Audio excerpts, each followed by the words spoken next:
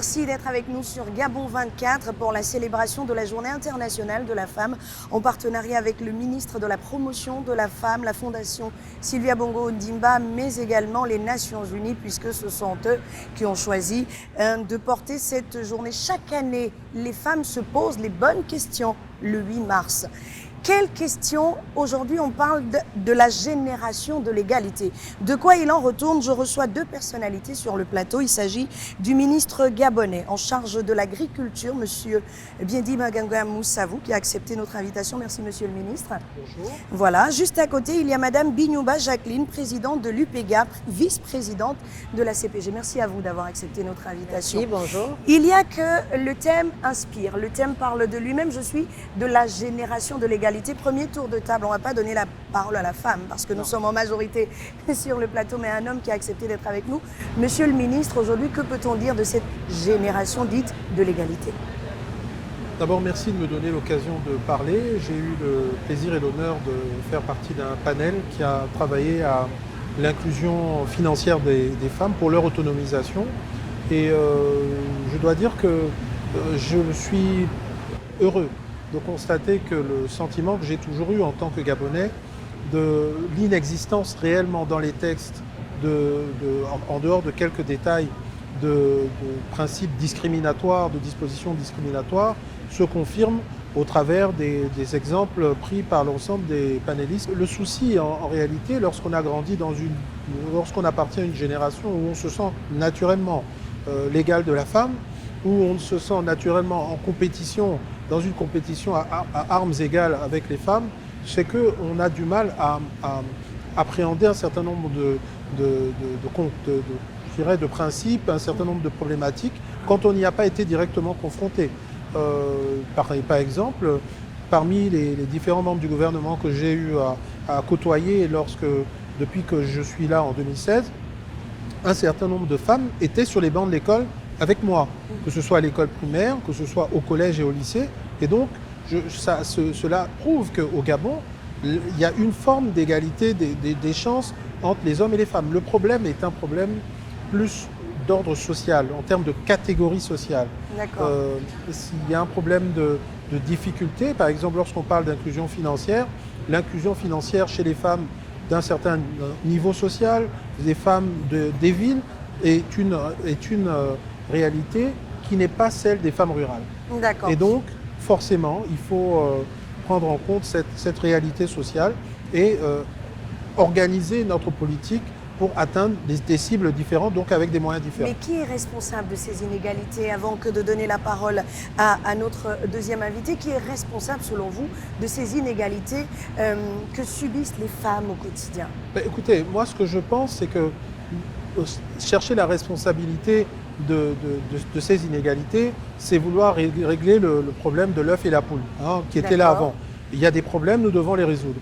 Et je pense que les initiatives comme celles que prend le ministère en charge de la promotion et de l'intégration de la femme, aidé, comme vous l'avez dit, soutenu par la Fondation Sylvia Bongo Ondimba, par les Nations Unies, et donc l'ensemble du gouvernement gabonais qui est là présent et qui prend conscience qu'il y a un certain nombre de mesures à prendre pour améliorer la condition de la femme. C'est cette attitude qu'il faut avoir et espérer qu'elle sera réellement impactante pour améliorer cette situation. Quand on sait que les réunions au Gabon, il y en a par milliers. Souvent, elles n'aboutissent, sinon elles n'accouchent pas de véritables solutions ou sinon pistes de solutions. Madame, merci d'être avec nous sur Gabon 24. Vous êtes membre de la société civile. Vous êtes donc une personne autorisée pour nous dire aujourd'hui quel diagnostic peut-on faire de l'égalité homme-femme au Gabon. Alors, merci déjà de m'associer à cette interview. Ce que je voudrais signaler, c'est que nous sommes dans un pays, Dieu merci, où même dans nos cultures, la femme a toujours eu une place de premier choix. Même si elle n'est pas à la première place, la femme a toujours joui d'une certaine liberté. D'accord. Ça ne veut pas dire égalité. D'accord. Il n'y a rien aujourd'hui dans les lois qui interdisent cette égalité. De point de vue du droit, en dehors de quelques aspects, effectivement, les femmes ont les mêmes droits ont la même, c'est l'égalité entre hommes et femmes. Le véritable problème, c'est la pesanteur encore culturelle. La pesanteur culturelle. Okay. Deuxième élément, c'est que tant que ce sont des hommes qui décident, ils décident à la place des femmes avec des yeux d'hommes. D'accord. Donc, ils prennent des décisions sans se rendre parfois compte qu'ils écartent une partie de la population. Mais que je vous reprenne au mot, madame, que je vous prenne au mot, permettez, lorsqu'une femme, on dit à diplôme égal, salaire égal, oui. On dit à diplôme égal, poste égal, même si les anciens collègues de monsieur le ministre ne sont pas ministres aujourd'hui, elles occupent tout de même des postes de responsabilité. Oui. Est-ce que la femme ne s'auto-exclut pas elle-même aujourd'hui? Alors, je vous dirais oui et non. Oui, pourquoi? Oui, en ce sens que parfois, nous-mêmes dans nos têtes, nous devons reviser un petit peu notre disque dur, en ce sens que nous devons nous sentir capables. Est-ce que je suis à la bonne place? Est-ce que j'occupe le bon poste? Est-ce que j'ai les capacités à? Est-ce que je ne suis pas là juste pour figurer? Ou est-ce que je suis vraiment au poste où il faut? Dans ce cas, si je suis au poste où il faut, si je le mérite, pourquoi choisir un homme et pourquoi pas choisir une femme? Mais qui doit le faire? Qui doit porter ce plaidoyer? Justement, ce plaidoyer doit être porté aussi bien par les femmes que par les hommes. Vous partagez cet avis? Je vais vous étonner, il y a des hommes qui sont bien conscients que les femmes sont parfois bien meilleures dans certaines positions que des hommes. D'accord, on n'est pas là pour dire qui est mieux, qui n'est pas mieux que l'autre. On est là pour essayer de comprendre à quel niveau se situe le blocage parlant de cette égalité soulignée par les Nations Unies. Parce que, comme vous le dites, il y a égalité au Gabon depuis des années. Les Nations Unies s'installent et disent « Je suis de la génération de l'égalité ». Ça veut dire qu'il y a un pas à franchir. Comment peut-on le franchir, monsieur le ministre? En 2020, à l'occasion de cette journée internationale de la femme, il y a un bilan à faire. Et ce bilan, c'est non pas une réunion, une énième réunion comme vous dites, mais c'est une réunion très sérieuse où les forces vives de la nation font le point et regardent ce qui a été fait et ce qu'il reste à faire. Un certain nombre de thèmes ont été abordés, de sujets ont été abordés, comme le fait d'arriver jusqu'à la parité 50-50 entre hommes et femmes dans divers postes, dans la fonction publique, au gouvernement et partout ailleurs, même dans les sociétés Est-ce que déjà le quota de 30% annoncé par le chef de l'État est atteint? Nous traversons actuellement la décennie de la femme. Est-ce qu'il y a des choses concrètes faites au Gabon? Le quota est clairement atteint au niveau du gouvernement. D'accord. Le quota, vous savez, ce n'est pas une question de claquement de doigts. Il y a, le président de la République imprime donne une impulsion, une façon de faire. Et cette impulsion, il faut un certain temps pour la mettre en œuvre. Mais toujours est-il qu'à son niveau, dans les choses qui sont en son pouvoir, il fait tout pour crédibiliser l'idée qu'il faille soutenir la présence des femmes à un certain niveau. Maintenant, on est tous d'accord pour dire que les femmes ne sont pas là pour faire de la figuration. Il faut des femmes de qualité, il faut des femmes de responsabilité pour pouvoir crédibiliser aussi leur présence dans les postes de gestion de la société. Et à ce niveau, je pense qu'il y a des exemples nombreux de femmes qui ont marqué notre histoire. Quelques exemples, on va le dire comme ça, mais c'est important. Qui sont très importants, vous savez, qui sont les exemples de femmes qui sont capables d'être la femme qu'il faut à la place qu'il faut, c'est tant au niveau supérieur que même à des niveaux intermédiaires. On n'en doute pas, mais j'ai envie de vous reprendre. Dire que de 95, nous sommes en 2000. Si les Nations Unies ont jugé qu'il fallait reparler de cette génération d'égalité, c'est qu'il y a véritablement problème. Ma question est la suivante, comment on débloque les problèmes? Comment on règle les problèmes? Quelles pistes de solutions concrètes? Aujourd'hui, on a vu le gouvernement, comme un seul homme, lutter contre toutes les inégalités, les violences sexuelles, etc. Il y a des choses qui sont faites. Le chef de l'État a impulsé une dynamique que vous mettez en musique. Mais concrètement, comment la femme qui vit à Moulengi Binza, celle qui vit à Ndende, celle qui vit à Lepaka, comment elle doit le ressentir? Que doit-elle faire pour appartenir à cette génération dite de l'égalité? Mais vous savez, notre pays a une histoire. Oui. Et dans l'histoire de nos pays, les femmes ont toujours occupé un rôle principal. Oui, mais ça, on le sait. Non, sauf qu'il y a toujours des blocages. Non, il ne faut pas dire ça, on le sait. Il ne faut pas dire qu'il y a toujours des blocages parce que la situation du Gabon n'est pas la même que dans le reste du monde, forcément. On est d'accord. Quand les Nations Unies traitent la question de la génération égalité, la proche génération égalité, il faut savoir qu'il y a des pays dans lesquels, réellement, les femmes sont excisées, réellement, les femmes sont violentées.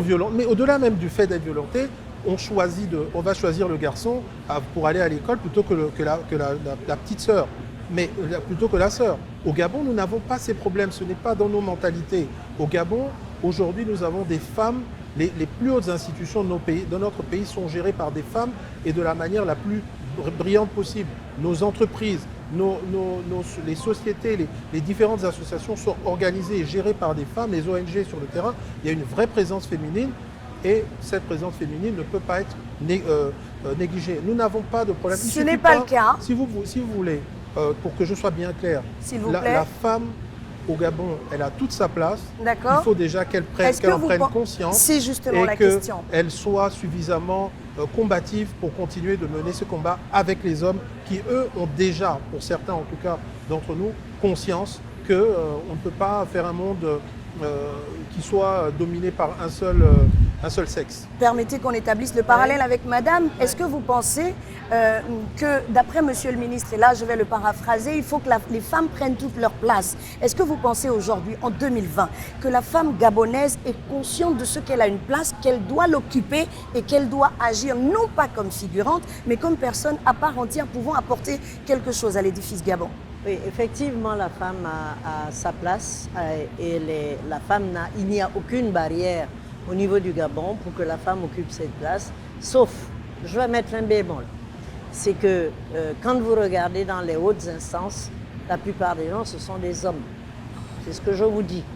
Les textes existent, c'est dans l'application des textes. C'est dans l'application que le problème se pose. Que se pose le problème. On peut même vous donner un poste à responsabilité, mais on ne va pas penser à vous lorsque ça va être le poste au-dessus. On ne va pas penser à vous. Qu'est-ce qui peut l'expliquer aujourd'hui? Simplement parce que dans la tête de beaucoup d'hommes, c'est encore l'homme qui a l'autorité, qui a le pouvoir, qui incarne la discipline, qui incarne mais les choses ont toujours été de cette façon. Voilà. Elles ont été écrites comme ça depuis les saintes écritures. Il nous appartient à nous femmes, justement, de nous approprier le fait que nous ne sommes pas là pour revendiquer une égalité de sexe, c'est-à-dire je fais la cuisine, tu dois faire la cuisine, je fais la lessive, tu dois faire la lessive. Nous avons été tous les deux à l'école, ou bien, même si nous n'avons pas été à l'école, nous sommes un couple, nous vivons ensemble, mariés ou pas mariés, mais nous vivons ensemble sous le même toit. Pendant que je fais la cuisine, tu peux t'occuper des enfants. Moi, je vais aux activités, je suis commerçante, toi, tu fais autre chose. Mais madame, permettez que je vous le dise, s'il vous plaît. Lorsque nous élevons les enfants, on élève beaucoup plus la petite fille dans la cuisine, dans l'arrière-cour, et le garçon dans le salon. Mais justement, nous sommes pas responsables? Nous devons, c'est pour ça que je vous disais tout à l'heure, qu'il faut qu'on reprenne le disque dur dans nos têtes à nous de femmes et dans celui des hommes également. De 1960 à 2020. Vous savez, la femme qui éduque son enfant. Moi, j'ai élevé mes enfants en leur faisant. Je n'ai pas fait de différence entre les filles et les garçons.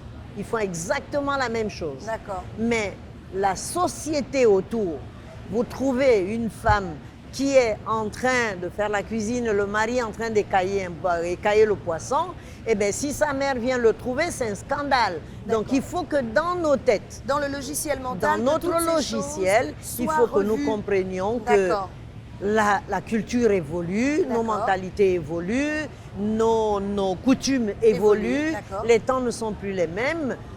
Hier, vous ne pouviez pas avoir une femme ministre qui épouse un cordonnier ou un technicien supérieur pour ne pas peut-être pas faire trop de différence.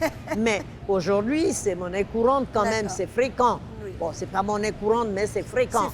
Donc, il faut que nous arrivions à dire ma fille a choisi d'épouser son cordonnier, je dois respecter ce cordonnier. Mais madame, quel est le rôle de la société civile aujourd'hui? C'est pas votre rôle à vous de rappeler aussi ces préalables aux femmes?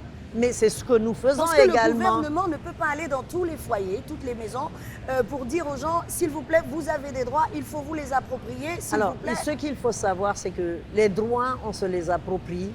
Mais il faut d'abord commencer par les droits au niveau des sociétés, dans le secteur privé, au niveau de la fonction publique, où lorsqu'on doit choisir un directeur général, on va aller prendre le monsieur plutôt que de prendre la dame. Pourquoi? Parce qu'elle ne fait pas beaucoup de tapage et que l'autre en fait. Voilà, réaction. Bah, vous savez, Est-ce que c'est le cas dans le fonctionnement même du Gabon? Vous qui êtes ministre vous de la savez, République. je ne peux pas dire que l'exemple que prend Madame Bignouba n'est pas un exemple qui est valable. La seule chose, c'est que chacun de nous a sa réalité. Mais d'une manière globale, en tant que membre de gouvernement, ce que je puis dire, c'est qu'il n'existe pas de loi discriminatoire dans notre pays. Oui, il n'en Maintenant, existe pas. Est-ce que les ce questions sont les de femmes elles-mêmes mentalité, qui se discriminent? parfois les femmes se discriminent parce qu'elles n'osent pas. D'accord. Parfois les hommes vont les discriminer parce que pour certaines raisons, ils préfèrent avoir un homme à tel ou tel poste. Mais la seule chose qui est là, c'est que notre système législatif et réglementaire doit évoluer de telle sorte que nous punissions les discriminations flagrantes. Il faut les punir. Il faut qu'elles soient pénalisées et que les gens puissent savoir, les auteurs puissent savoir que ce n'est pas acceptable. Tout comme aujourd'hui on parle d'approche homme-femme, d'égalité homme-femme, mais se posera d'un point de vue sociétal la question du genre. C'est quoi le genre? C'est quoi un homme? C'est quoi une femme? Je pense qu'il y a un amalgame autour des définitions. Quand on sait qu'aujourd'hui, il se pose la question du mariage homosexuel, se pose la question de l'adoption d'enfants par un couple homosexuel, il faut comprendre que c'est pour ça que les Nations Unies continuent de parler de cette fameuse génération égalité. Ce n'est pas seulement entre les hommes et les femmes, sur la base du sexe, c'est aussi sur la base de l'orientation sexuelle qu'il faut comprendre cette génération égalité. Cette question. Est-ce que nous sommes prêts à avoir ce débat de société ici au Gabon que d'autres pays ont déjà eu? Est-ce que nous sommes prêts à nous considérer comme des personnes égales devant Dieu, devant toutes les lois, devant la culture, devant la société? Est-ce qu'aujourd'hui, on peut parler d'une femme gabonaise capable d'assumer ses choix, d'être le porte-flambeau d'une génération égalitaire? Je peux vous le confirmer. Oui. Depuis les temps anciens, oui. Dieu a créé l'homme et la femme et a fait une complémentarité de ces deux personnes. Il n'a jamais assujetti la femme à l'homme. Donc, dans nos têtes aujourd'hui, il n'y a rien dans les lois, il n'y a rien dans la pratique, dans comment dire, dans le fonctionnement de notre société qui interdise cette égalité. Compris. Le véritable problème, il est lequel? C'est que tout changement demande du temps.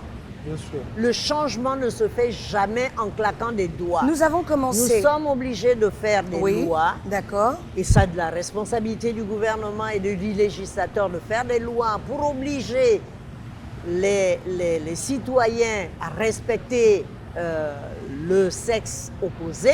Oui. Mais si nous ne changeons pas notre façon de concevoir les choses, si nous ne changeons pas notre façon de faire, il faut prendre le temps du temps. Le problème, c'est que nous, aujourd'hui, moi, ma génération, nous avons combattu pour cette égalité.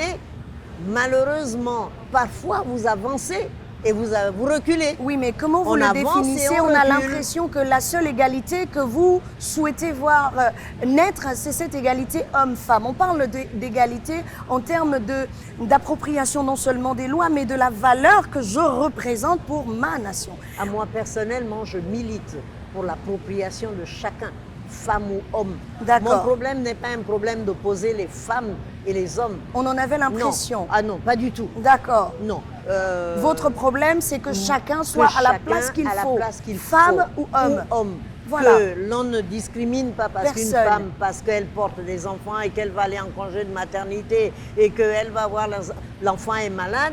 Un coup, c'est la femme qui va amener l'enfant à l'hôpital. Et une autre ça fois, doit être l'homme. Ça peut être le père. Donc, tout comme d'ailleurs, moi, je militerais pour que les papas aient un congé de paternité un peu plus long pour leur permettre d'être avec leurs enfants dès la naissance. C'est pas ça mon combat. Mon combat, il est celui de mettre l'homme qu'il faut. L'homme qu'il faut à la place qu'il faut. Et la femme qu'il faut à la place qu'il faut. Ne pas penser que les hommes ont des capacités que les femmes n'ont pas. Ils sont supérieurs aux femmes. Le mot supériorité, il n'existe pas. Dieu n'a pas créé un supérieur et un inférieur. Il a créé deux êtres complémentaires. C'est clair. Dans le domaine de l'agriculture qui est le vôtre, que vous maîtrisez, parce que vous en parlez avec aisance, mais pas seulement, vous marquez le pas au quotidien et on le voit dans vos différentes rencontres. Y a-t-il un engouement des femmes pour les métiers de l'agriculture, un retour à la terre? Y a-t-il un engouement? Si oui, de quel ordre? Quel message à l'endroit de toutes ces femmes qui ne font rien dans les maisons et qui pourraient justement passer par là pour se prendre en charge? Il y a très peu de femmes au Gabon qui ne font rien dans les maisons. Ça déjà, c'est important. Si, il y en a qui sont femmes au foyer, s'il vous plaît. Les chiffres parlent pas d'eux-mêmes. rien dans les maisons. Voilà, c'est un femme Oui. au foyer, c'est voilà. Oui, mais ça, c'est toujours la notion de l'homme supérieur et la femme inférieure dans la maison. Pas du tout ça. Revenons à l'agriculture. Non, la notion de femme au foyer est une notion noble, très spécifique. Noble. Elle élève sa famille Oui. et d'ailleurs, elle fait en sorte que nous ayons des Gabonais qui soient des Gabonais de bonne éducation, des gens corrects. Mais pour dire, est-ce que la femme au Gabon, par exemple, ce que vous avez demandé, s'intéresse à l'agriculture? Oui, c'est structurel, c'est consubstantiel au mot Gabon. Au Gabon, les femmes sont des agricultrices. D'accord, oui, mais ça c'était jusqu'à un passé récent. Monsieur le ministre, vous ne pouvez pas dire qu'aujourd'hui 30% ou 40% des Gabonaises vont Madame au champ Galibika, ou ont Madame des plantations. Galibika, il faut que ça connaître la manière dont vivent vos concitoyens, même ceux qui vivent à Libreville. Oui. Moi, quand je prends les différentes personnes que je connais qui ont une activité ici dans la semaine à Libreville, elles ont leur champ du côté de Bikele, Monsieur le ministre, combien de femmes? Laissez-moi terminer, parce que finalement, ça va devenir une joute. Combien de Mais femmes? c'est pas ça le principe. Combien le de principe n'est pas de poser la question de savoir combien de femmes. Nous sommes dans un pays, D'accord. le Gabon, Oui. et vous voulez savoir est-ce que les Gabonaises sont intéressées par l'agriculture. Je vous dis, structurellement, la Gabonaise est une agricultrice et c'est la réalité. Nos familles sont basées sur ce socle.